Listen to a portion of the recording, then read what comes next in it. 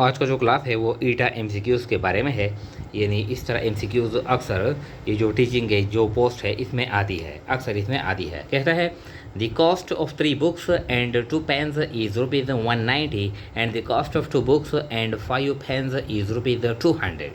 Find the cost of a single book and pen.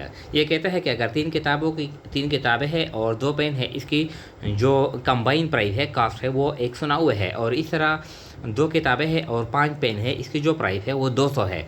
तो क्या करें, find the cost of a single book and pen. एक किताब और एक पेन की कीमत मालूम करें। क्या है ये 50 और 70 है, या 50-40 है, या 70-70 है, या 60 और 70 है।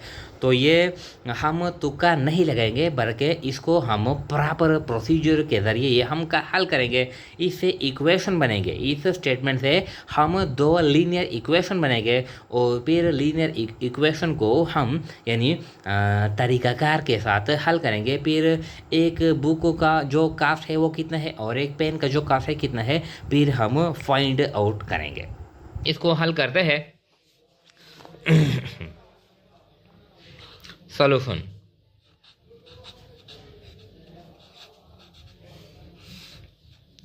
सपोज हम फर्स्ट करते हैं दैट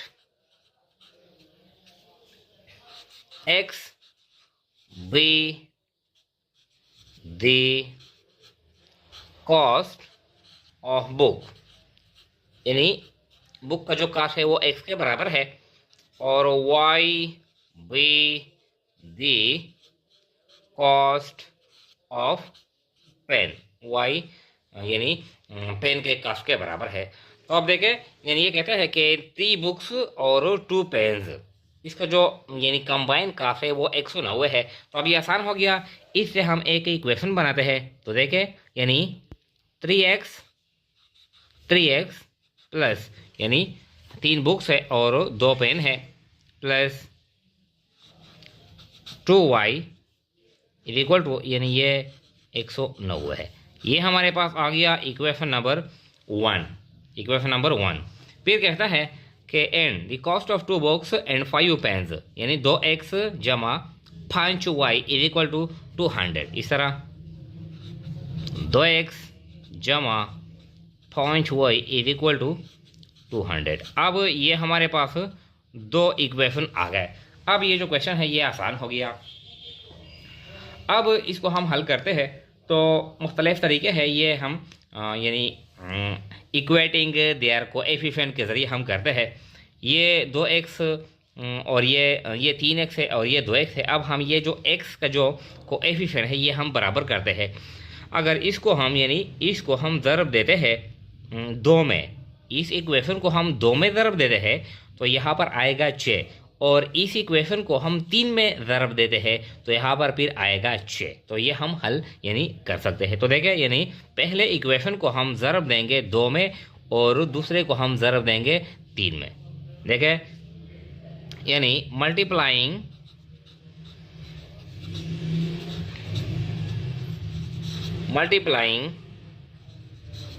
इक्वेशन 1/2 एंड यानी इक्वेशन 1/2 यानी 2 में ज़रब देते हैं, एंड इक्वेशन 2/3 इसको हम 2 में ज़रब देते हैं। तो देखिए 2 ज़रबे 3x यहाँ पर आता है 6x, फिर 2 में सारे को यानी 2 में ज़रबते हैं, 2 दूने 4, 4y इस तरह इज इक्वल टू 2 में ज़रब देते हैं 0, 2 9 18, एक ही हरा भरा गया, 2 1 2 और 1 3, 380। ये यानी इसको हमने 2 में ज़रब दे दिया। अब जो इक्वेशन सेकंड है इसको हम 3 में ज़रब देते हैं। तो 3 ज़रबे 2x 6x जमा 3 पाई 15, इस तरह 15y इज इक्वल टू 3 में 200 में 3 में यानी ज़रब दे 200 को, तो 200 ज़रबे 3 कितना आता है 600। इस तरह अब ये हम माइनस करते हैं एक दूसरे से, या तो ये ऊपर लगाते हैं यानी ये इक्वेशन 1 ऊपर लगाते हैं 2 माइनस करते हैं, या इक्वेशन 2 ऊपर लगाते हैं 1 माइनस करते हैं, यानी इस तरह क्वेश्चन पर कोई असर नहीं पड़ता। तो यहाँ पर जमा है, इसको हम माइनस करते हैं, ये भी माइनस करते हैं, और क्या है यहाँ पर ये जमा है, ये भी माइनस करते हैं। तो ये 6 यानी प्लस और ये माइनस, ये खत्म, यहाँ पर -15 और 4, यहाँ पर आता है -11y, -11y यानी 380 से ये माइनस करता है तो कितना आता है हमारे पास आता है, यानी ये -220। अब ये आसान हो गया, यानी देखें -11y इज इक्वल टू -220। अब दोनों साइड को 11 पे तकसीम करते हैं, -11 पे डिवाइड बाई माइनस यानी 11 बोथ दिस साइड्स। तो देखें -11y divided by -11 is equal to -220 बटा हुआ -11, इस तरह। तो -11 माइनस ये ख़त्म हो जाएगा, माइनस और माइनस ये भी ख़त्म हो जाएगा, 11 कम 11, 11 दूने 22 और यहाँ पर आएगा 2। तो y इज इक्वल टू कितना आता है, यानी 20। y यानी हमने फर्ज किया था कि y किसके बराबर है, यानी पेन के बराबर है। तो एक पेन का जो कास्ट आता है, एक पेन का जो प्राइस है कितना आता है, यानी ये 20 आता है। अब तो ये आसान हो गया। अब हम x की वैल्यू मालूम करते हैं। तो ये जो y की जो यानी वैल्यू है 20, इसको हम इक्वेशन 1 में या 2 में पुट करते हैं। तो देखें जो भी यानी जिसमें भी हम पुट करते हैं, पुटिंग यानी y is equal to 20 in equation 1 में पुट करते हैं। तो हमारे पास जो इक्वेशन है देखें 3x जमा 2y